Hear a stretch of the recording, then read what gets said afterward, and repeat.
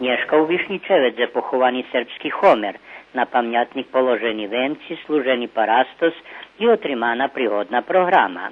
36. Višnjičovo dni budu zakončeni na jutre zo Svjatočnu akademiju u Šidze i bešedu predstavnika Matici Srpske i dodzeljivanjem Višnjičove nagradi pojedincom za 2015. rok.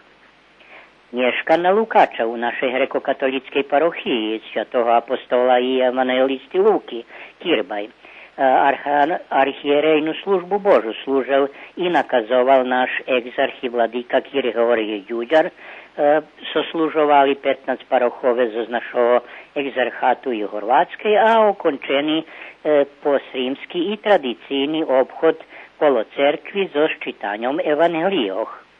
A u sali Centra za kulturu Sirmium Art u Srimske Mitrovici Nješka od 18 hodin Rusnaci otrimuju literaturni večer.